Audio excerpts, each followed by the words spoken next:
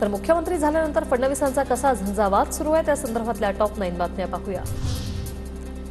नक्षली जिल्ह्यांची ओळख पोलादी सिटी अशी होणार असल्यास स्वागतच। सामनामधून मुख्यमंत्री फडणवीसांवर स्तुतीसुमनं तर एकनाथ शिंदेंवर मात्र टीकास्त्र। गडचिरोलीत रोजगार वाढून नक्षलवाद कमी होत असेल तर कौतुक का करू नये, संजय राऊतांची प्रतिक्रिया। आता तुम्ही म्हणाले की आम्ही मुख्यमंत्री देवेंद्र फडणवीसांच्या कौतुक केलं का करू नये। गडचिरोली चंद्रपूर ही खरं म्हणजे सुवर्णभूमी आहे, ही सुवर्णभूमी आहे। सामनाच्या अग्रलेखावर फडणवीसांचा पहिली प्रतिक्रिया त्यांची आलेली आहे। धन्यवाद म्हणत मानले सामनाचे आभार। सामनातून कौतुक म्हणजे विकसित महाराष्ट्राकडे घेऊन जाणाऱ्या सरकारसाठी आनंदाची बाब आहे। यापूर्वीही त्यांना चांगलं लिहिता आलं असतं, बावनकुळेंची प्रतिक्रिया। या सरकारमध्ये फक्त एकच माणूस ऍक्टिव्ह आहे, तो म्हणजे देवेंद्र फडणवीस। सुप्रिया सुळेंकडून मुख्यमंत्री फडणवीसांचं कौतुक।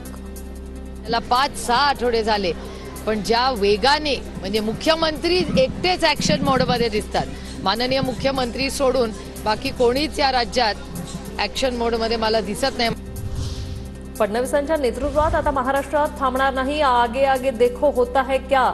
गडचिरोलीचीही विकासाच्या दिशेने वाटचाल, हेच राज्याच्या प्रगतीचे लक्षण। जयकुमार गोरेंची प्रतिक्रिया।